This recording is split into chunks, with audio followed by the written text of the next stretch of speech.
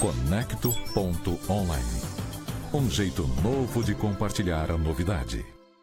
Mais uma, se não vai ser cumprida. Assim, estamos chegando para mais uma edição do nosso Conexão Online. Informações, debates e análises sobre o agro no Tocantins do Brasil. Estamos chegando para mais uma edição do nosso Conexão Online. Hoje, informações, debates e análises sobre o agro no Tocantins do Brasil. Estamos chegando para mais uma edição do nosso Conexão Online. Hoje, informações, debates e análises sobre o agro no Tocantins do Brasil. Estamos chegando para mais uma edição do nosso Conexão Online. Hoje, informações, debates e análises sobre o agro. Estamos chegando para mais uma edição do nosso Conexão Online. Hoje, informações, debates e análises sobre o agro. Estamos chegando para mais uma edição do nosso Conexão Online. Hoje, informações, debates e análises sobre o agro. Estamos chegando para mais uma edição do nosso Conexão Online. Hoje, informações, debates e análises sobre o agro. Estamos chegando para mais uma edição do nosso Conexão Online. Hoje, informações, debates e análises sobre o agro.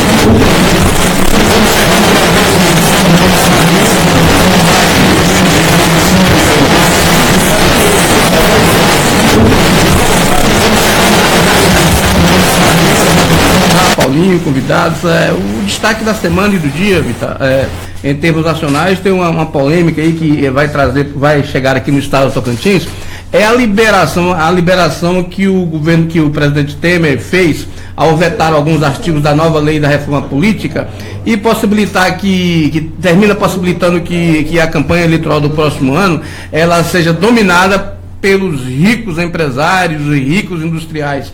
O Temer vetou um dos artigos, então manteve a lei anterior, ou seja, nesse aspecto,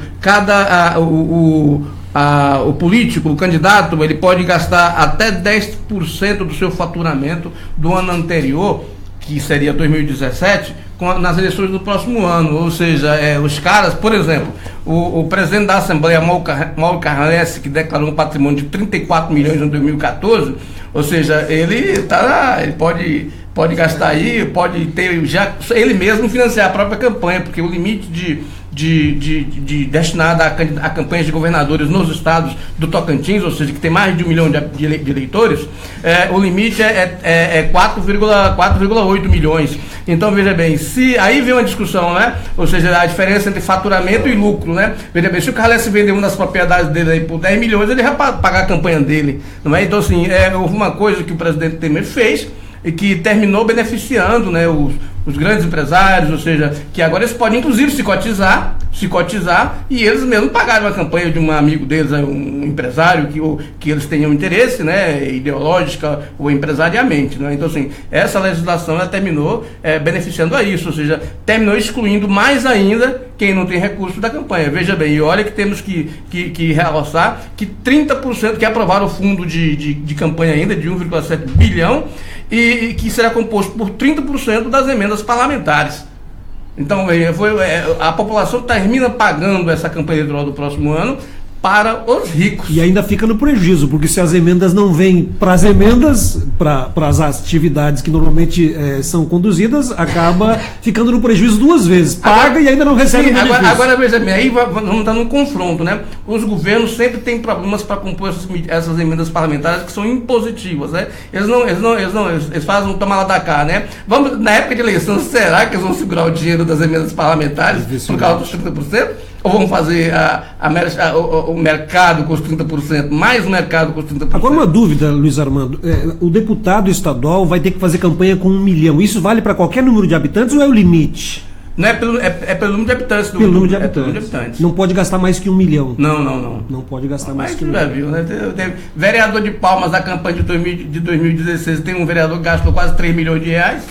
De certa forma, cumpre em parte o que se quer dessa lei também, né? O fato é o seguinte, que essa lei ela beneficiou os mais ricos, ou seja, bem, Carlos Amasta, que declarou 21 milhões de patrimônio em 2016, né? Se for candidato a governo, por exemplo, vai poder gastar todo o limite. Dinheiro, o Carles, que declarou 35 milhões, né? O Gaguinho, que declarou 10, Raul Filho declarou 12, o Ataís declarou 28, o Zé João Chico falou que é o mais rico, né? 40 e tantos milhões. Então, assim, termina beneficiando aqueles que têm mais dinheiro, que vão poder gastar mais do seu patrimônio na campanha eleitoral. Muito bem. Na verdade, é o mesmo lenga-lenga, né? A gente não vai mudar isso com essa concepção, porque a gente sabe que, na verdade, Luiz, nenhum que coloca o seu nome à disposição para uma apreciação popular não entra sem nada, porque do contrário teria entrado você e tantos outros com boa vontade, e de boa vontade o inferno anda cheio, né? Então não adianta, que todos eles estão preparados. E sabe disso por quê? Na verdade, o que vai lá na ponta ser decisivo, infelizmente, é o tal do toma lá da cá, né? Numa situação que nós temos do Estado pobre como o nosso, com essa prática nefasta ainda, não vai adiantar ideologia, não vai adiantar conhecimento, nós não mudamos lá na base, que é uma questão cultural. É uma questão cultural, né? Então a gente sabe que o Amasta é endinheirado, a gente sabe que o Marcelo Miranda está fazendo uma campanha, já está fazendo aí com certeza, de certa forma, né, um ajuntamento de dinheiro para poder gastar. O Carles é milionário, todo mundo sabe. A senadora Cátia Abreu não vai entrar sem dinheiro. Ninguém vai entrar sem dinheiro porque sabe da situação, né? Então não dá para você ir com palavra, com fala, com idealismo, né? Infelizmente não, nós estamos vendo. Agora, e cada vez mais a corrupção vai tomar conta em função disso, Luiz. Então assim, né, é uma prática que nós precisamos mudar, mas você viu. Aí até hoje não foi explicada a questão dos 51 milhões, que na verdade o Gedel é malandro desde criança, né? Mas só ele é envolvido. Nós temos aí uma malandragem generalizada nesse país. Então, quer dizer, enquanto não tivermos, né, essa resolução, né, da problemática mesmo, de trazermos a educação, de discussão com quem precisa, nós tivemos agora nos azuis, eu não quero nem entrar nesse assunto, que é um outro momento, para você ver o que está acontecendo lá naquela região, né? Que o pessoal devia estar fazendo uma exploração sustentável, não, uma briga de poder. E aí você não sabe se o problema é do município, se é do Estado, que é do Estado, e aí Paulo Albuquerque vira a mesma coisa, né? O toma lá da cá. É complicado, né? É complicado. Mas nessa segunda-feira nós também destinamos um tempo muito especial para falar sobre Palmas, sobre a capital, sobre o plano diretor que vem sendo trabalhado por meio de audiências públicas. Essa revisão é legal, é necessária, é importante, e nós estamos aqui com 2 convidados que você apresenta, Bitar, para que a gente possa também já aproveitá-los aqui no estúdio nesta segunda-feira. Porque a polêmica continua e nós precisamos saber, né, qual o verdadeiro teor dessa polêmica toda. Nós convidamos o Ricardo Aires, né, o secretário Ricardo Aires, que muito gentilmente, com antecedência, nos envia para cá o presidente do Instituto Municipal de Planejamento Urbano de Palmas, isto porque o Ricardo Aires está em viagem, né, o Efim Schluger, tomara que eu tenha pronunciado corretamente o nome dele, e o Ramisteti, que é engenheiro agrônomo e especialista em planejamento ambiental, colunista do Jornal do Tocantins e CBN. Eu quero aqui agradecer de pronto, nós queremos agradecer de pronto ao Jornal do Tocantins, né, um jornal respeitado. Queremos agradecer à organização Jaime Câmara, agradecer à CBN, na pessoa do Tião Pinheiro, enfim, né, de todos aqueles que fazem ali este veículo, que gentilmente a Valéria, né, que libera o Ramis para um bate-papo interessante. Isso mostra justamente a harmonia entre os veículos, né, Paulo? Exatamente. Tudo bem? Tudo bem. Bom dia. É alemão, né? O sobrenome? O sobrenome só que com passagem pela Rússia. Pela Rússia. Olha, então, a língua franca em casa sempre foi russo. Sempre foi russo. E o outro também tem um nome peculiar. O Teti é francês, né? Francês, né? Mas assim, com os pés e as mãos e as unhas grudadas em Palmas. Sim. Né? E esse assunto, a audiência pública, de certa forma, chama atenção, o Ministério Público se envolve, há uma cobrança pela participação. Eu gostaria que vocês inicialmente falassem para nós, aí à vontade, começando por quem quer que seja, como que está esse tratamento institucional do plano diretor, da revisão do plano diretor? Por que o Ministério Público fica grudando o olho ali, dizendo, olha, tem que ter mais participação? Como é que vocês estão administrando isso? Bom, é uma grande satisfação dizer que as nossas audiências públicas, tivemos uma há uns 10 dias atrás, e lotamos o auditório.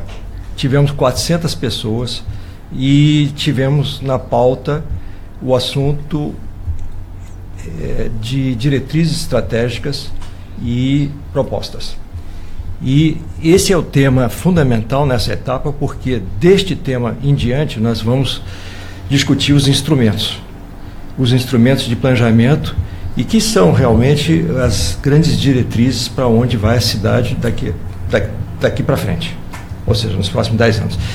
Em relação à sua questão, o Ministério Público tem sido muito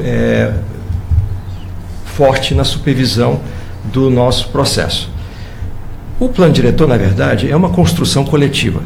Ele realmente implica que a população tenha que participar e ativamente.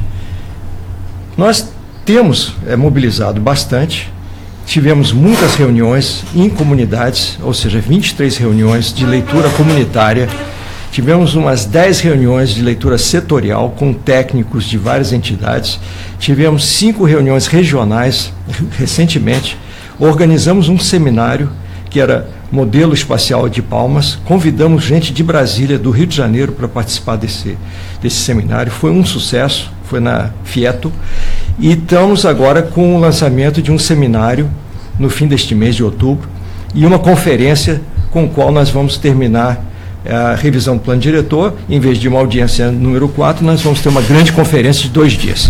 Bom, então não se justifica a ação civil pública, segundo os seus argumentos do Ministério Público, dizendo que há pouca ou nenhuma, inexiste divulgação do processo. É mais ou menos isso. Claro que vocês não são um jurídico da Prefeitura e certamente o jurídico toma lá suas providências. Mas, de qualquer sorte, é um exagero, então, pelo que parece, pela argumentação dos senhores, com relação à exigência de mais publicidade. E aí a gente já encaixa... Eu estou vendo aqui as imagens, inclusive mostram pessoas nessa última audiência que o senhor se referiu no dia 30, né? Isso. Mostram as pessoas participando. É sempre complicado, é complexo mexer com esse tipo de situação, doutor Teddy? Então, o doutor fica para os médicos. Olha, em primeiro lugar, eu acho que nós temos que destacar o seguinte: o X da democracia brasileira está na questão da participação, mas essa é uma via de 2 mãos.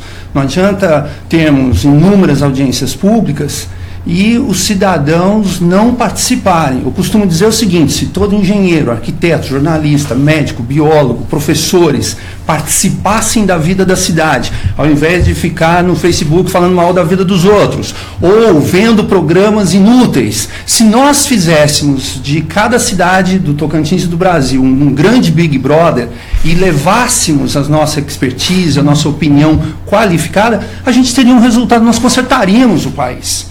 Né? Agora nós já estamos querendo eleger o Salvador da Pátria de 2018. Não existe isso. Nós vamos ficar nesse ciclo. O que nós temos que entender, sociedade esclarecida, é que essa coesão social de forte participação é que vai melhorar a vida das cidades. Agora, não é num plano diretor. Eu participei do Palma Sustentável, um projeto do BID, da Caixa, a Prefeitura lançou o Palma Sustentável, houve inúmeras audiências, houve um encaixe desse programa com coisas, mas o que nós temos, na verdade, e a gente tem a experiência do Fórum das Águas, do Diálogos da Sustentabilidade, eventos que o Grupo Jaime Câmara organiza, né, buscando a participação sobre temas específicos. Por exemplo, para mim não há tema mais importante do que água. Sem água não há cidade, não há coisa, entendeu? E nós percebemos uma baixa participação, ou uma participação dizer assim, não, aquele grupo, então... E na verdade nós temos que amadurecer politicamente como sociedade e como gestão de como fazer uma democracia representativa, né, e participativa, mas que não chegamos ao populismo do bolivarianismo, por exemplo. Então eu acho que isso, né, tem uma questão em que as universidades, os conselhos profissionais, os sindicatos, as pessoas, as classes profissionais, com seus modelos mentais, com seus interesses, participem mais. E aí ela fala assim, mas não foi, mas vamos ver a participação. Inclusive, o que eu reparo nas inúmeras audiências que a gente vai, é que a população humilde participa mais. Tem mais associações de quadra nas áreas menos favorecidas de Palmas do que nas áreas mais favorecidas. Então, nós, classe média, letrada, com cursos superiores, temos muita culpa no cartório nesse processo. A maioria dessas pessoas preferem fazer suas críticas, segundo o seu argumento, do que efetivamente participar. Sim, e polarizar, né, sobre uma ótica ideológica que eu acho que não cabe na democracia. Tem outra questão aí também. Normalmente, quando nós fazemos audiência pública, já vão com pré-projeto. Né? E que a população ela não é apresentada da forma de entendimento dela. Por exemplo, nesse que está em vigor, que estão discutindo, por exemplo, lá estão colocando que aquela área perto da rodoviária vai poder ser loteada. Ali a gente sabe desde o começo de Palmas, estou em Palmas desde 90, 91, a gente sabe desde o começo de Palmas quem percebeu por que ela ficou daquele jeito e como está daquele jeito. Por exemplo, a população não tem noção dessas coisas que movimentam a estrutura. Você discute uma coisa pronta. Evidentemente que se tivesse as pessoas mais esclarecidas, né, que tivessem tempo para ir nessas audiências, né, que talvez estão trabalhando, tivessem tempo para ir nessas audiências, talvez pudesse participar, fazer uma discussão melhor sobre isso, e inclusive com a participação dos vereadores, porque na verdade os vereadores, quando participam de uma discussão dessa, eles acompanham a manada. Então aí ocorrem os grandes desvios no plano diretor da capital. Veja bem, é uma discussão que é legal, tem que ser feita, né? Porque a cidade não pode ficar engessada, ok? Mas a forma que coloca a estruturação do projeto, já entra com um projeto já pré-pronto, ele termina, a mim me parece, não sendo decodificado direito pela população. Aí, para a observação de vocês, a ágora não existe mais, ou seja, não dá para todo mundo dar as ideias ao mesmo tempo. Ou seja, a observação que o Luiz faz é o seguinte: o governo chega com um pré-ordenamento, uma pré-organização, né? E não tem outra forma de fazer isso, na opinião de vocês?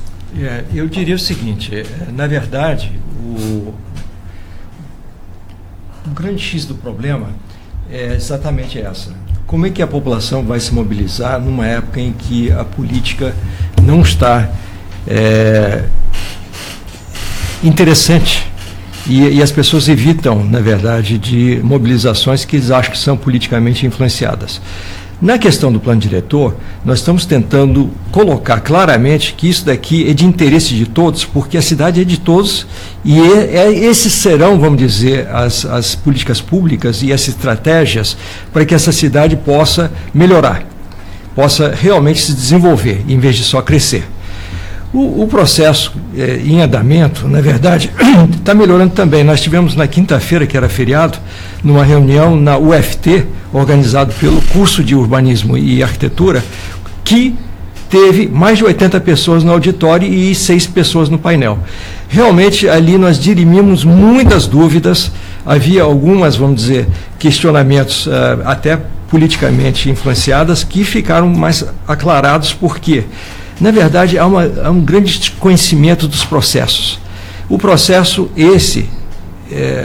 que nós estamos levando está registrado no Estatuto da Cidade. O Estatuto da Cidade é realmente a nossa diretriz e desde 2012 nós estamos, na verdade, obedecendo a todos esses critérios colocados lá e até excedendo em algumas instâncias. Por exemplo, essa reunião com os estudantes de arquitetura e urbanismo é fundamental. Eu disse nessa reunião: olha, vocês vão se formar daqui a pouco, vocês serão os responsáveis pela condução do desenvolvimento urbano nos anos seguintes. É muito importante vocês se envolverem nisso. Em vez de ficarem vendo programas de televisão, Netflix ou qualquer outra coisa no Facebook, participem das reuniões, porque vocês vão aprender, inclusive, a metodologia, o linguajar e a maneira da gente repensar a cidade. É necessário repensar a cidade. Ou seja, todas as cidades elas se transformam muito mais rápido do que nós, no setor público, somos capazes de acompanhar esse crescimento, esse desenvolvimento. Então, é necessário acompanhar o plano diretor, porque ele não morre no dia que for aprovado. Ele, na verdade, é um instrumento que vai se renovando a cada instante e nós vamos mudando a feição dele e dos instrumentos na medida que a gente sentir que os instrumentos não são mais úteis para, por exemplo, a questão do outorga onerosa ou outro instrumento IPTU progressivo, que ficou muito pesado e nós estamos revendo ele e, na verdade, agora tem uma flexibilização em relação a uma lei anterior que, evidentemente, tem que ser revista de tempos em tempos para que ele seja útil na administração pública. Eu acho que nós precisamos, no Brasil de hoje, que existe uma partidarização enorme da política. Eu sou do lado A, do lado B e do lado C. Eu acho que nós vamos qualificar e avançar na democracia brasileira a partir do momento que nós elegermos um triângulo técnico de equilíbrio. Ou seja, há componentes políticos da questão, né, da organização de gestão dos poderes políticos. Mas há o poder técnico, né? Quer dizer, cada área de conhecimento tem a contribuir. Por exemplo, eu enxergo nesse relatório preliminar, né, em toda essa discussão, uma construção técnica que tem vários pontos muito interessantes, não só de organização territorial, e o plano diretor, a lei do plano diretor, é uma lei muito interessante, é uma lei que eu acho que as pessoas deveriam, esse relatório preliminar tem 50 páginas, com várias diretrizes, ele é uma aula de cidades. Eu sou de Curitiba. Eu nasci e me criei, estou aqui há 30 anos, mas tenho um contato muito forte com a cidade de Curitiba. Por que Curitiba é uma das 5 cidades consideradas modelos de sustentabilidade no planeta? Porque ela elegeu o planejamento urbano técnico como matriz de desenvolvimento e onde a política se subordina ao planejamento urbano. Então, eu acho que é fundamental hoje, tanto para a população quanto os políticos, a gente equilibrar os poderes. O que é uma dimensão técnica? E aí eu vou dizer assim, mas por que eu não posso morar numa APP ou produzir alimento numa APP? Porque a APP, a área de preservação permanente, a mata ciliar, é a fábrica da água. Então, aí não cabe a opinião da população e o seu interesse menor. Eu quero morar aqui, e o político populista que diz, tadinho, ele pode morar ali. Ali é uma questão técnica, se não todos nós. Eu acho que a maioria dos técnicos foi treinado na sua ciência, na sua área de conhecimento, para o bem coletivo. Né? Na média, os técnicos buscam um bem comum.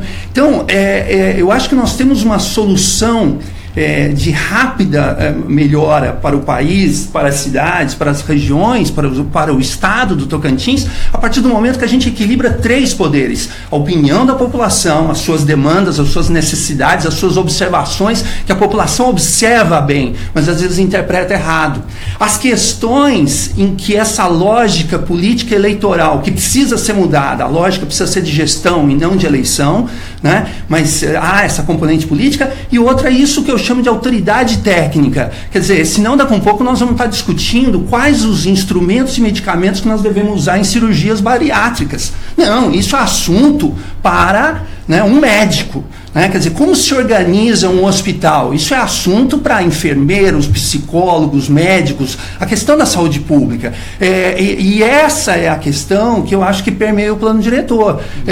Nesse momento, o que é interessante? Há um relatório preliminar, com propostas muito interessantes, com as quais eu não concordo completamente, mas é o objeto da discussão, e está sendo feita essa discussão. Então eu vou citar um exemplo. Existe uma diretriz que fala em manutenção de estrada rural, porque os ruralistas, as pessoas querem isso. Eu, como técnico, já enxergo o seguinte: olha, essa manutenção de estrada rural precisa ser feita sob o contexto de controle de erosão de estradas rurais, que é um princípio técnico que vai garantir uma parte das nossas águas. Então, eu acho que esse equilíbrio das discussões, e aí que aumenta a responsabilidade das universidades e dos conselhos profissionais, porque a sua participação, a sua voz, nesse momento é mais qualificada. E só me permita, a gente percebe numa audiência pública um padrão. A população reclama de demandas, das suas necessidades, a gente já consegue. Eu participei em 2005, 2006 de 36 audiências. E várias delas, a maioria delas, as pessoas falavam assim: nossa, eu ando no sol, eu ando Então, hoje, a gente já pode dizer assim, um técnico tem que saber que a arborização urbana é uma temática central para as cidades. Então, nós já ouvimos a população, é uma demanda da população. Você pode fazer uma audiência pública, uma enquete no Facebook, árvores vão estar na prioridade. Só que agora, como é fazer isso? Então, olha, um plano de paisagismo sustentável é uma demanda técnica. mas o prefeito, ou o vereador, ou o secretário, ou o diretor, às vezes prefere o flor. Então nós temos que discutir a função social das políticas de paisagismo e assim por diante. Mas como fazer isso sem a questão técnica envolvida? Porque eu, como técnico da área de paisagismo, eu posso dizer, olha, há funções sociais nas políticas de parques e jardins. E para cada exemplo que eu estou dando, são inúmeros exemplos. E isso que é o bonito dessa lei. Ela trata não da espacialização, não é simplesmente aquilo que os urbanistas, os arquitetos falam, uso do solo. Não, isso está ela está a discussão de como desenvolver, do ponto de vista social, ambiental, econômico, uma determinada cidade. Essa mobilização ela é sempre importante e assim, não é só o exemplo de Palmas, a maioria dos municípios que se dedicaram a fazer o seu plano diretor trouxeram para discutir, para propor, para pensar gente de todo estirpe, né? Técnicos de todas as áreas, como você bem disse. O que complica e muitas vezes tira a credibilidade é que muitas vezes o gestor, e aí quando eu coloco o gestor eu boto o executivo e o legislativo juntos, eles acabam adotando medidas que de certa forma contrariam o que foi definido no plano diretor. E aí um exemplo para você falar daqui a pouquinho, para você também falar daqui a pouquinho, é o exemplo da Avenida Tocantins, que já foi debatida por nós aqui, né? Que é uma mudança radical, drástica, e que de repente poderia muito bem ter esperado novas deliberações dessa atualização e que não está acontecendo, mas vocês vão falar sobre isso. Nós temos a participação popular? Temos uma participação, uma pergunta aqui do Rogério Ramos. Obrigado pela audiência, Rogério. Rogério é conselheiro federal, né? Procede a informação de um estudo de monitoramento de satélite da Embrapa que só 9% da área do território nacional é usado pela agricultura. Aí foge, né? Mas aí, se vocês tiverem, né, como responder, né, não... Está no WhatsApp, aí no Facebook, uma nova coisa, uma pesquisa que foi feita, né, em que a agricultura e as suas áreas de preservação permanente, reservas legais, tem um alto domínio das áreas de conservação. Mas isso eu acho que ainda não dá para a gente falar, tem que estudar. Não dá para gravar, não dá para gravar, não dá para opinar ainda. Bom, nós estamos conversando com o presidente do Instituto Municipal de Planejamento Urbano de Palmas, enfim, Schluger, é isso mesmo? Schluger, russo, né?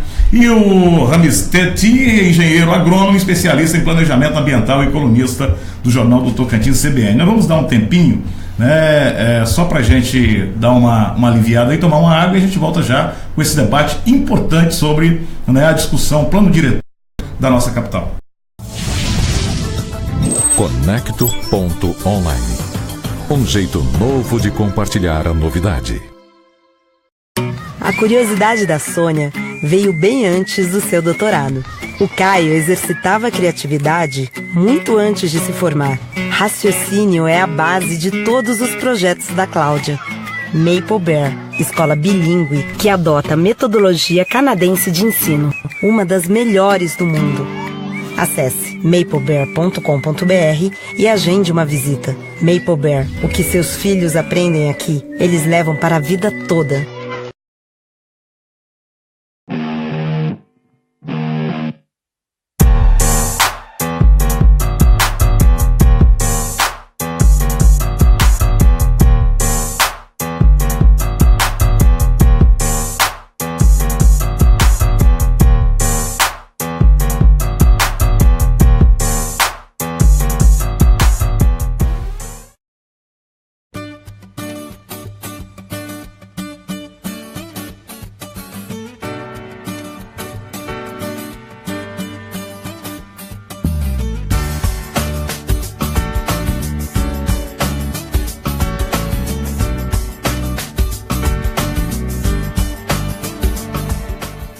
Olá, somos a Sintelecom. Atuamos no mercado do Tocantins desde 2007. A cada dia estamos ampliando nossa infraestrutura para melhor atender você com qualidade e segurança. Trabalhamos com a melhor tecnologia que há disponível no mercado. Venha conhecer nossos planos e produtos. Acesse www.siminternet.com.br ou ligue 0800 642 0300. Diga sim à inovação, alta velocidade e evolução na sua casa. Muito bem, nós estamos de volta. Hoje uma discussão interessante sobre o plano diretor de Palmas, falando com o presidente do Instituto Municipal de Planejamento Urbano de Palmas, Sluger, né? Sluger. E o Ramis Cetim, engenheiro agrônomo, especialista em planejamento ambiental, colunista do Jornal do Tocantins e também da CBN. Ele pediu para fazer uso da fala agora. Para abordar, pois não. Sim, obrigado. É o seguinte, o Ramis aponta duas coisas importantíssimas. Nas leituras comunitárias aparecem muito as reivindicações. Ultimamente nós temos visto reivindicações em relação à falta d'água e a reivindicação em relação ao clima. O clima realmente é muito quente aqui nessa região e a questão é realmente da arborização, da cobertura vegetal, diria mais corretamente. Há um território vasto que não tem cobertura e num clima inóspito como nós temos aqui. Claro que a arborização é a prioridade máxima. Por isso que no nosso plano diretor proposto, está no site, todos podem aceder ao documento e ler que nós temos duas componentes novas. Uma chamada mudanças climáticas, que realmente é uma questão, sem dúvida alguma, está havendo alguma coisa de mudança no planeta, na região e no nosso estado de Tocantins. As temperaturas se elevam, as chuvas são, vamos dizer, em quantidade, talvez tenha mudado o regime também, e o problema é como é que nós vamos aguentar isso no futuro se a gente não se adaptar. E adaptação é o nome técnico correto que implica que nós temos que cuidar das nossas nascentes, dos mananciais e também fazer de tal forma que a expansão urbana não penetre áreas de proteção e unidades de conservação. Nós temos que realmente tratar disso porque no passado vimos que não tinha muito cuidado em relação a esses aspectos citados e os resultados não são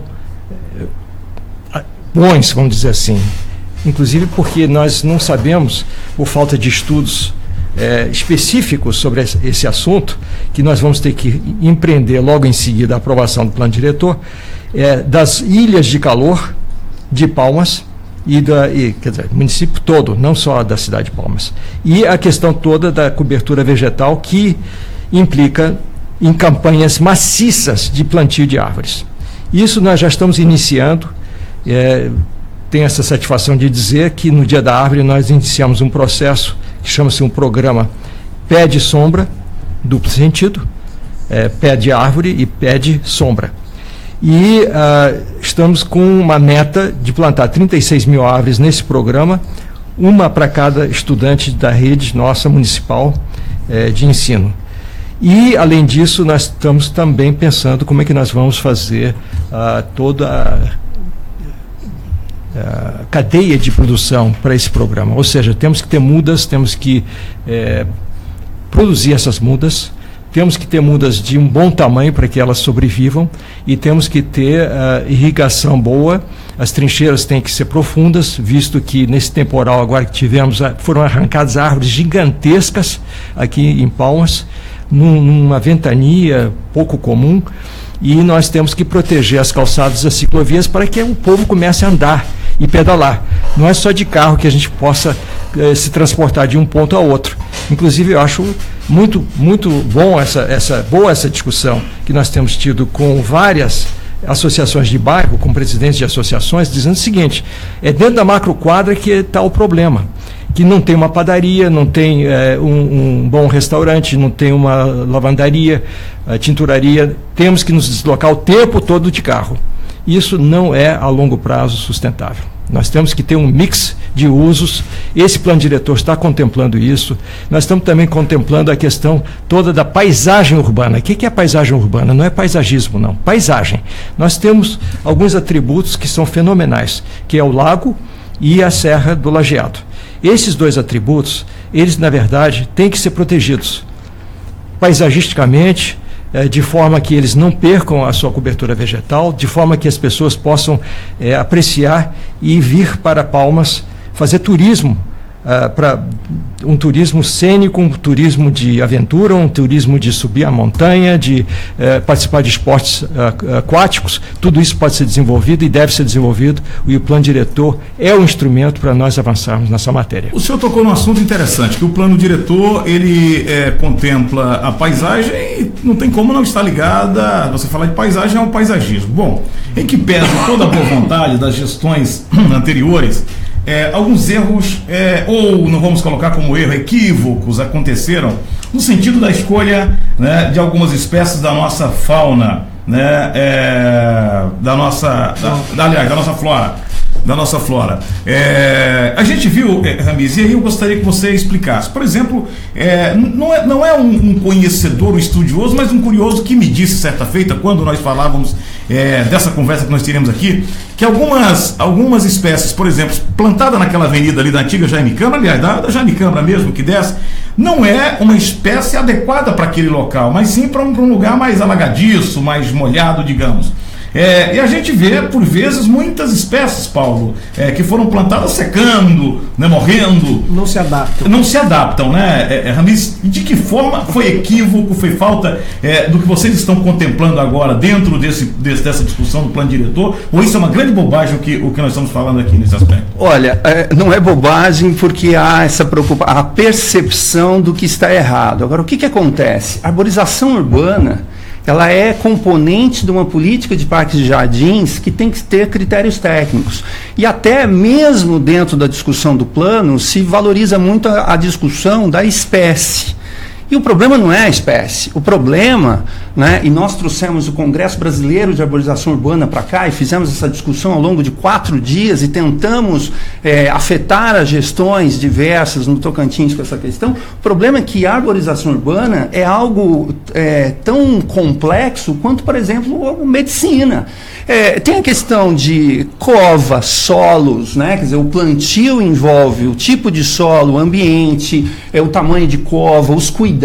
Não é só a espécie. Quer dizer, você pode plantar a espécie certa numa cova. Nós estamos no bioma mais complexo que é o cerrado, né? Não, e a variação de solos. Então, por exemplo, isso eu tenho dito, né? Como discutir um plano da cidade se você não conhece os solos da cidade? Você pega as regiões das Arços ali, as regiões mais do lago, é uma areia pura. Você pega as regiões lá, por exemplo, do Palacinho Antigo, ali a região da Ubra, da JK, são solos vermelhos, mais saudáveis. Então, há uma associação, e por isso que eu falo que é uma componente. A arborização urbana precisa de uma política setorial com diversos critérios técnicos sendo absorvidos. E aí que eu faço para fugir um pouco dessa discussão, eu gostaria de colocar, esse é um exemplo muito bom de como a lei do plano diretor deve tratar de diretrizes maiores, inclusive em vários aspectos aqui que a gente elenca, que são as seções que existem lá dentro. Por exemplo, organização territorial, mobilidade, né, políticas habitacionais, infraestrutura, onde se encaixa a infraestrutura verde, né, que a gente entende, nós entendemos a natureza não como área inútil, mas como área que presta serviços fundamentais à boa cidade. A boa cidade é a mescla do natural com o construído, né, e aí vai, por exemplo, a paisagem urbana, como o Efim citou, meio ambiente, desenvolvimento rural, desenvolvimento social e econômico sustentável. Então, o que é importante a gente definir nesse momento é assim, o que é assunto do plano diretor com uma lei maior, com diretrizes maior, e o que é assunto para planos, leis e políticas setoriais. E o que é assunto do dia a dia da gestão e para a ouvidoria de cada secretaria. Então é isso que eu acho que a gente precisa organizar, inclusive entre os técnicos. Por exemplo, citar uma espécie ou dizer que o problema da arborização urbana é a espécie, não é. Por exemplo, nós não chegamos ainda nem na proteção dos exemplares especiais da cidade. Por exemplo, tem um faveiro que nós vamos perder a maioria dos faveiros enormes da cidade, que tem mais de 300 metros quadrados de sombra, porque eles não estão protegidos como exemplares especiais, não espécies, exemplares especiais. Mas isso, então, caberia uma discussão a nível de política setorial. E é essa a visão que eu acho que é mais importante a gente entender. Nós temos que discutir o macro da cidade, para onde queremos ir como território, como desenvolvimento, como gestão e governança, quais os instrumentos de governança que nós temos, e governança não é governo, quer dizer, aí sim, como é que faríamos um encaixe da democracia representativa com a democracia participativa, para que técnicos, população e gestores de plantão possam continuar. A ideia do plano é fugir da lógica de eleições, de gestões, e ser uma política, né, de Estado e não uma política de governo ou de gestão, né? E aí sim a participação nos planos setoriais, e aí, Bittar, por exemplo, a Árvore, para mim, é uma cumpridora de preceitos constitucionais. Eu sou um fã de Árvore, sou um apaixonado, e o dia que a gente quiser falar aqui só de Árvore, dá uns 3 programas, né? Então acho que é isso, mas hoje, no plano diretor, nós temos que discutir isso. Quando, em que escala da lei, do plano diretor, ou de uma política setorial, ou de um pequeno ato de gestão que nós temos que intervir como técnico, como cidadão, como gestor, né? E o que é essa escala? E, né, e aí eu concordo com você na questão que eu acho que existe, e isso não é falha dessa gestão. Os governos se comunicam mal. Eles se apropriam da comunicação, não como... a gente usa ainda a comunicação apenas como uma vertente promocional. E, na verdade, ela teria que ser um instrumento de gestão pública para fazer o verdadeiro sentido da comunicação, do diálogo, que é essa interface, essa via dupla de entender e se fazer entender governos e população e técnicos, né? Quando é que eu tenho que ouvir a população e quando é que eu tenho que contrariar a população e fazer com que ela entenda que eu estou contrariando para o bem coletivo. Então acho que aí está o X da questão. Veja aí que está a questão política, né? Veja bem, você está colocando desde o começo a questão de partidarização. Veja bem, essa discussão está se tornando agora, por exemplo, aqui por causa da ação do civil pública, do Ministério Público, não por causa de políticos, dos partidos, né? Eu acho o seguinte, essa questão ninguém está contra a administração, nem contra o plano diretor, né? Ou seja, as administrações anteriores, por exemplo, fizeram barbaridades na cidade. Ou seja, eles incentivavam a invasões de áreas rurais para depois ir regularizar e pegar recurso federal. Veja bem, hoje, nesse plano que está em vigor, várias áreas rurais está se propondo transformar em áreas urbanas. Exemplo é essa área, bem perto da serra. Ou seja, então, a discussão que eu vejo do Manuel é negócio de ter um projeto paisagístico, evidentemente, mas o que eu acho que está pegando é porque, normalmente, essas áreas estão sempre na mão de grandes proprietários que não podem hoje transformar em loteamentos, e com esse plano fotovoltaico eles podem. Pois é isso que o Luiz Mendes está perguntando aqui. Se o objetivo não é uma pergunta, de certa forma, capciosa, o objetivo desse plano não é tão somente da legalização as áreas para transformá-las em loteamentos, né? E aí, né, da legalidade ao faturamento, e aí com certeza contemplar, né, aqueles que têm essa propriedade, né? E aí a influência econômica e política em cima do próprio plano. Veja bem, na verdade o Ramiz e vocês levantam questões muito interessantes. A questão, por exemplo, do macro, né? No plano diretor anterior, vamos nos lembrar o seguinte, que nós estamos fazendo revisão de um plano existente. Esse plano existente, segundo os especialistas que trabalharam na confecção dele em 2007, somente 20% foi implementado. Ou seja, 80% não foi executado. Isso daqui nos coloca numa posição de quase que estamos criando um novo plano diretor para a cidade. Porque com apenas 20% de sua utilização, é muito pouco. A cidade cresceu espontaneamente. Isso tem que ser, na verdade, disciplinado, ordenado. A questão do ordenamento espacial é muito importante. Nós estamos numa cidade muito pouco densa.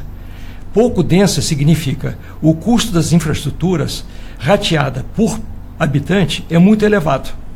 Nós temos que adensar essa cidade, e a forma de fazer isso, na verdade, é contemplar novas macrozonas. Nós temos macrozonas. Seria melhor preencher as existentes? Claro, do que expandir. É isso que ele está falando, né? Exatamente. Mas está abrindo. Sim. Por que está abrindo? Porque o metro quadrado está muito caro dentro do plano básico, que não é plano diretor, é plano básico. Aí esse plano que foi projetado e sobre o qual foi feito essa malha viária, e também os loteamentos internos nas macroquadras, elas precisam ser adensadas. Elas são pouco densas. E é uma cidade que não é compacta, porque ela se distribui ao longo de 35 quilômetros de ponta a ponta. Ou seja, muitas vezes você vê um cidadão que mora no setor, na região sul, tendo que ir de motocicleta para o trabalho e voltar no mesmo dia. Ele percorreu 50 quilômetros. Não é normal isso numa cidade compacta. Por exemplo, eu moro no Flamengo, eu ir para o centro da cidade, do Rio de Janeiro, levo 10 minutos de coletivo. Não tenho carro. Não tenho carro há 15 anos já e não quero ter. Não preciso ter carro. Eu moro numa cidade compacta onde o transporte público de alta eficiência existe. Esse é o objetivo de Palmas. O prefeito entendeu isso logo no primeiro mandato. O Amasta quis fazer um transporte público de alta eficiência, mas, infelizmente, ele foi judicializado o processo e nós estamos sofrendo ainda com a falta de um transporte público integrado, uma mobilidade melhor, ciclovias arborizadas, sombreadas. Eu sou ciclista há muitos anos, adoro andar de bicicleta, é um meio de transporte perfeito para uma cidade plana, só que nas condições que temos hoje é impraticável, só de noite ou de madrugada. Andar, nem pensar, ninguém anda nessa cidade. É muito ruim isso, inclusive para a saúde pública. Todas as grandes cidades do mundo, inclusive São Paulo, Rio de Janeiro, etc., estão tratando de retirar carros dos seus centros, fazer ruas caminháveis, ruas de pedestre. É o que nós estamos fazendo na Avenida Tocantins. Mas eu concordo com o senhor em gênero, número e grau, mas aquilo que nós temos ainda, né? Ainda bem que o senhor fez essa ressalva, que nós não temos, primeiro, uma cidade ainda preparada no que diz respeito, na sua totalidade, que poderia atender essa demanda, que seria e será ótima, uma população educada a ponto de respeitar o espaço do outro, e aí nós precisamos começar justamente na base, e se esse plano, não só, mas se tudo que foi feito, não vamos achar somente erros, né? Muitos acertos, obviamente, né, aconteceram, é por isso que nós estamos aqui. Mas se tivesse havido essa discussão também por aqueles que hoje completam 29 anos com o Estado, porque, né, nós já tínhamos uma outra situação. Eu vou fazer aqui o papel do advogado do diabo, porque diz o seguinte, essa discussão dizer, Paulo, mas o plano diretor não está sendo discutido, as pessoas não participam. Quantas dessas pessoas foram lá que estão reclamando que participaram? É complicado, é muito fácil ficar em casa, né, achando problema, não é verdade? Quantos ambientalistas estiveram lá? É preciso saber. Por exemplo, eu como radialista, como, né, jornalista, eu nunca fui, não participei. Então é uma coisa que a gente fica também de longe, né, buscando, pensando alguns defeitos. E eu não quero que vocês, na resposta, ancorem a resposta no que eu estou dizendo, porque eu já fiz questão da ressalva que fiz aqui de papel do advogado do diabo. Mas por que existem tantas reclamações ainda nessa questão, principalmente de órgãos setorizados, na discussão desse plano diretor, Ramiz e EFIM? Porque eu acho que o brasileiro, por exemplo, primeiro que eu acho que nós vivemos num país, num estado, em que não é a política que é populista, a sociedade é populista e assistencialista, né? E aí nós precisamos lembrar do presidente Kennedy, né? Porque já temos que buscar referências hoje para consertar esse país, dentro e fora do país. Não pergunte o que vão fazer por você, o que o país vai fazer por você, mas o que você pode fazer pelo país, né? Eu acho que nesse momento a obrigação de todos é ler o documento. Inclusive eu fiz na audiência pública a sugestão de delete em vermelho, acessa o documento, baixa. Se você não concorda com a diretriz 37 da seção X, etc., vá lá e acrescenta em azul, deleta em vermelho, faz um comentário breve, objetivo, em roxo ou na cor que quiser e envia para a prefeitura. Isso é documentado. Inclusive nós fizemos esse exercício no Fórum das Águas. Buscamos fazer o fórum, né, e pedimos que as instituições trouxessem as suas participações, né, escritas, objetivas, de forma como avançar na governança de águas. A taxa de retorno é muito baixa. Então, eu acho que é isso que também está faltando.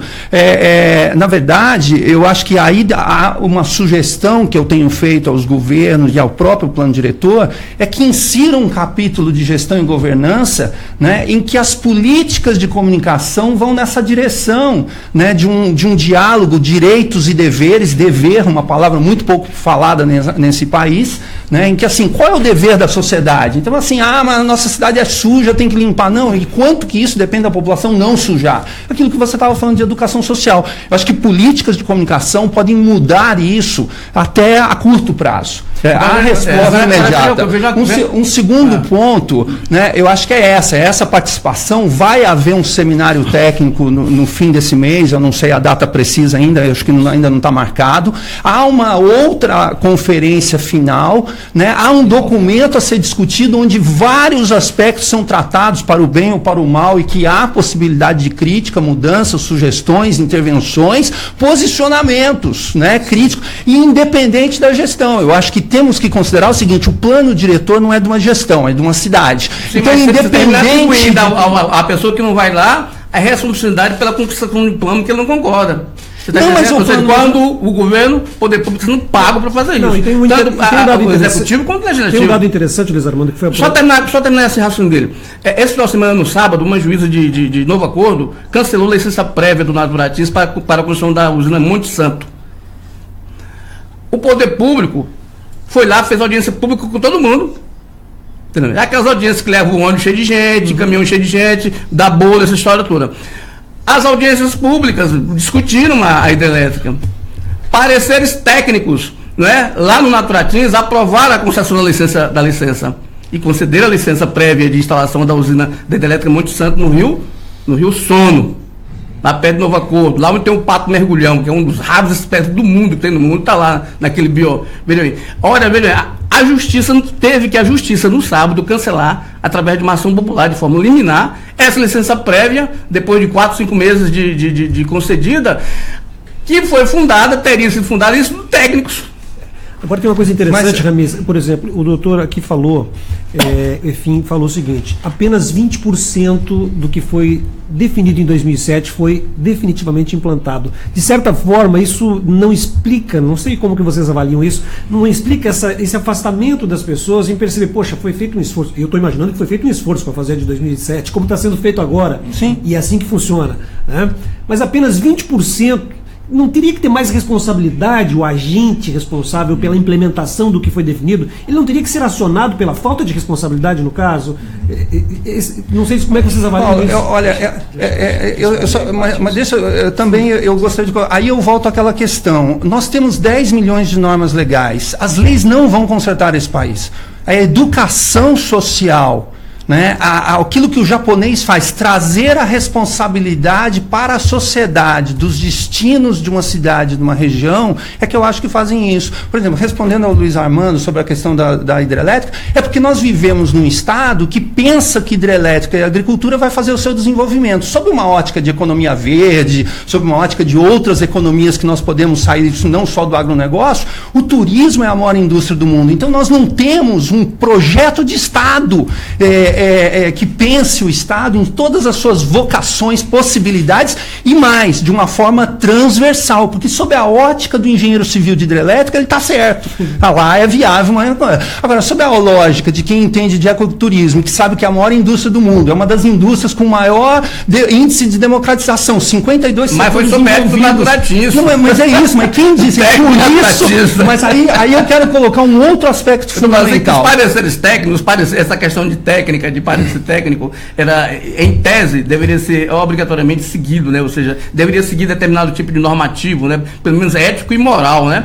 Mas nesse ponto eu quero introduzir um conceito de transversalidade. Mas é igual o juiz analisa você. Vou passar o meu microfone que é mais potente pro Efim, porque senão ele vai ter um troço, ele tá doido pra falar. Aí você interrompe todo mundo. Não, eu acho que o debate está de altíssimo nível. E os pontos tocados são todos muito importantes. A questão, vamos dizer, de qualificar algumas das informações. Somente 20% foi implementado por duas razões.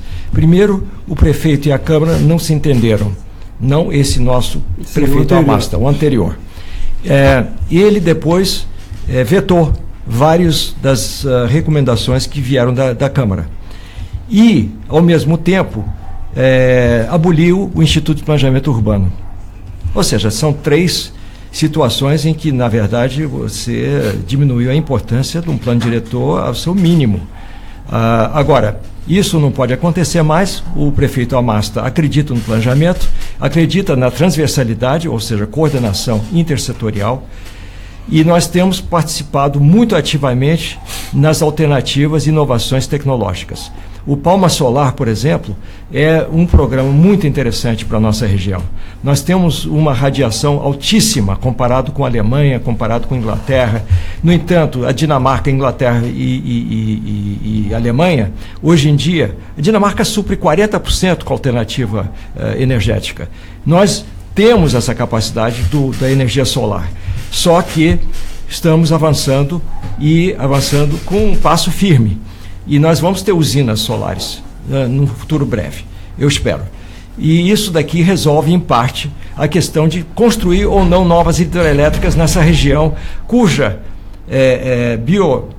bioma do Cerrado, a gente sabe claramente que é um bioma difícil e a gente sobrevive nesse estado, não só aqui, mas também Brasília, com periódicas faltas d'água, com periódicos problemas sérios de estiagem, e temos a questão toda de que essas populações vão pressionar mais ainda a natureza na medida que vão crescer. Então, é a hora de prevenir, é a hora de planejar. Por isso que o Instituto de Planejamento Urbano, a meu ver, é fundamental que se fortaleça e que possa acompanhar e monitorar a execução do plano diretor uma vez aprovado. Outra dimensão que foi citada aqui, muito importante, é a questão toda de que a população tem que ser mais consciente do que ela quer e expressar ela na hora certa. Essa é a hora de se expressar. Está no site o nosso plano preliminar. Nessa altura ainda vamos debater, ainda vamos ter inserções, correções e tudo mais, a partir de uma expressão popular e de uma expressão técnica, não só popular que é importante, a técnica também é importante. Como bem disse Ramiz, ninguém vai questionar um médico ou um cientista de alto nível sobre os resultados do seu diagnóstico. Enfim, nós já estamos, perdoe a intervenção mal educada, mas em função do nosso tempo, sim, apenas para dizer que nós temos a prioridade, que é o nosso telenauta, o nosso ouvinte, enfim. Então, temos uma pergunta que a gente fecha com ela. O jornalista Roberto de Oliveira está perguntando: eu gostaria de perguntar aos participantes quais as opiniões que eles acrescentaram aos planos e projetos técnicos para planejamento que eles acrescentaram ao poder público, né? Ficou meio que... Deve ser a contribuição pessoal de ambos, mas na verdade vocês estão mais na função diretiva, né? Obviamente também carregam com o que vocês têm também de experiência. E deixa claro que eu estou participando não como gestão, mas como cidadão, como técnico, como colunista que estuda sustentabilidade, né? E como da outra vez eu participei da revisão que foi uma especialização feita dentro da UFT em convênio com a prefeitura, etc. Então, hoje eu estou participando, entendeu, com as minhas contribuições como cidadão, né? Eu não sou gestão. Agora, o técnico, acho que tem essa obrigação. Todos podem ler o documento, contribuir na sua área, avançar. Olha, falta uma diretriz que trate disso, né, de tantos conceitos, por exemplo, a cidade educadora. E os educadores podem participar e definir o que é uma cidade educadora e como vamos a ela, cidades saudáveis e assim por diante. Então, eu acho que é o momento, e é essa que eu acho que é a coisa de participação, né, com sugestões, porque aí você fica com a consciência tranquila do seguinte: se não estão fazendo o que tem que ser feito, eu pelo menos propus.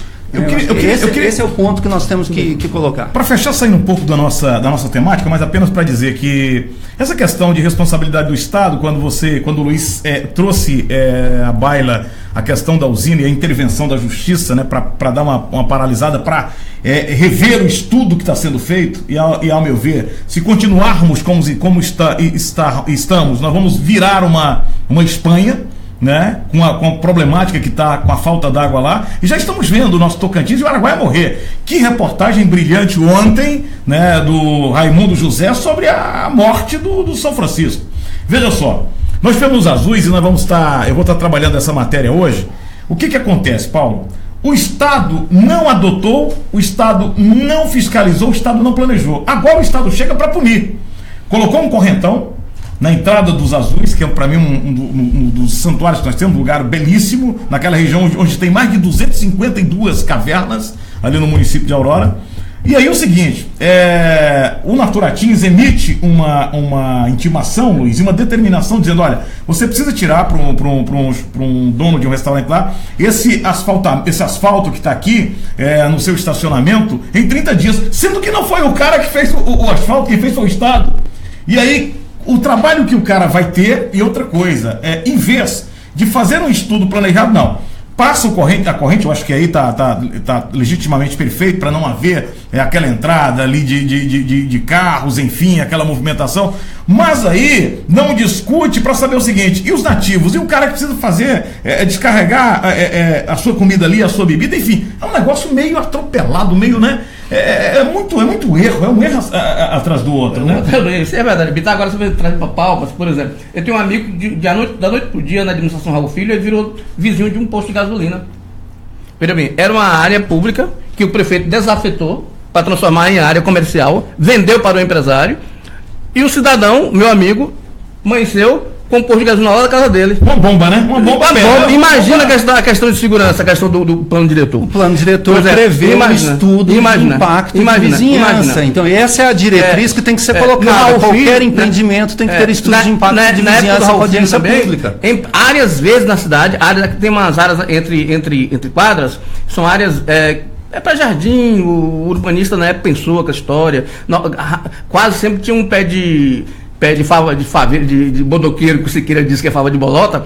Então, mexe vira, tinha aquelas problemas. Ele vendeu várias aqui para empresário, desafetou, vendeu para empresário para montar comércio. Em outros ele vendeu para qualquer estacionamento. Então, assim, veja bem, existiu uma espécie de plano diretor discutido até pela academia, a universidade, os universitários, os professores fizeram essa discussão. No entanto, o prefeito, com o aval da Câmara de Vereadores, fez isso. Vamos fechar então, Serfinha. Obrigado, eu acho que o debate realmente a gente podia continuar por muitas horas, né? Vale a pena.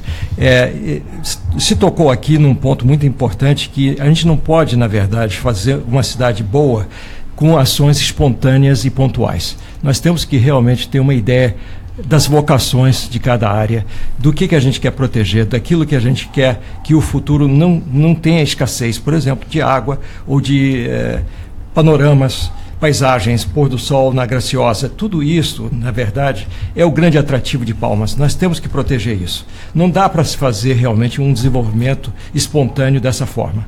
Agora, o que é mais importante?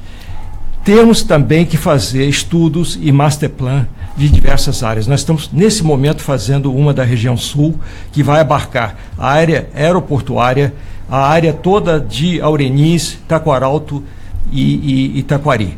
Por quê? Porque ali se avizinha uma vocação muito forte de um polo logístico multimodal, aeroportuário, rodoviário e futuramente hidroviário.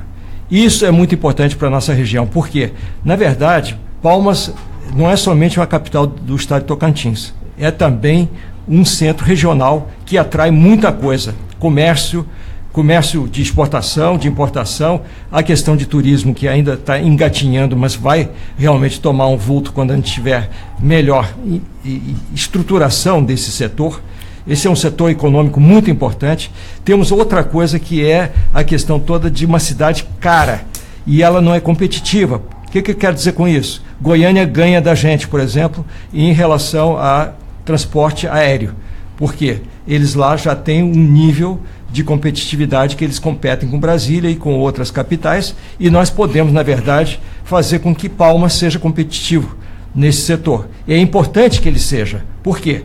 Se a gente for observar o mapa do Brasil, Manaus fica a meia distância de São Paulo em Palmas. Palmas, na verdade, fica a meia distância de Manaus a São Paulo. Então, o reabastecimento de aviões de carga pode vir a ser aqui em Palmas, e não necessariamente em Brasília, que é um aeroporto muito intenso, com muito uso, por isso é muito mais caro de você ter esses contratos de pouso em Brasília. Bom, de qualquer maneira, Palmas tem vocação para ser muita coisa, e esse plano diretor nos aponta esses caminhos. Eu acho que todos devemos participar da elaboração, da discussão do plano diretor. Eu acho que ele é construção de todos e a cidade, na verdade, é de todos. A cidade não pertence a um grupo ou ao outro. A cidade é da sociedade e a sociedade tem que fazer com que esse plano diretor sirva a todos aqueles que vivem aqui em Palmas e querem que seus filhos tenham uma cidade melhor. Essa que é a ideia. O legado, qual o legado que nós vamos deixar? Tem que ser um legado positivo. É nesse sentido que nós estamos trabalhando o plano diretor. Muito obrigado, doutor Efim, que é presidente do Instituto de Planejamento Municipal, né? Instituto Municipal de Planejamento Urbano da capital, e o Rami Stetic, sempre que a gente o convida, prontamente ele dispensa o seu tempo para nos atender. Queremos agradecer aí mais uma vez ao Jornal do Tocantins, a TV Anhanguera, né, como um todo, a organização Jaime Câmara, CBN, enfim, né, por liberar. Paulo Albuquerque. Só porque a resposta vai ter que ser dada amanhã pelo Luiz Armando. O STF diz que a Assembleia não pode derrubar o governador, Luiz Armando. Vai preparando sua resposta com os seus estudos aí. O assunto vai ter que ficar para amanhã, Bitar. Obrigado, Ramiz, por nos atender. É um prazer estar participando, discutir a cidade, ajudar a pensar a cidade para a gente avançar nessa democracia brasileira com participação, com diálogo, com olhares plurais, né, para avançarmos nesse país, que eu acho que é responsabilidade de todos. Obrigado, doutor Efim. Muito obrigado pela oportunidade e quero parabenizar vocês porque realmente comunicação tem que ser inovadora também. Muito obrigado, Luiz Armando. Um grande abraço para você. Amanhã nós estaremos de volta. Até amanhã, bom dia. Se Deus quiser. Abraço para o Albuquerque, abraço a todos. Uma ótima semana. A gente volta, se Deus quiser, com novos temas dentro do nosso Conexão. Conecto.online. Um jeito novo de compartilhar a novidade. A curiosidade da Sônia veio bem antes do seu doutorado. O Caio exercitava a criatividade muito antes de se formar. Raciocínio é a base de todos os projetos da Cláudia. Maple Bear, escola bilíngue que adota a metodologia canadense de ensino, uma das melhores do mundo. Acesse maplebear.com.br e agende uma visita. Maple Bear, o que seus filhos aprendem aqui, eles levam para a vida toda.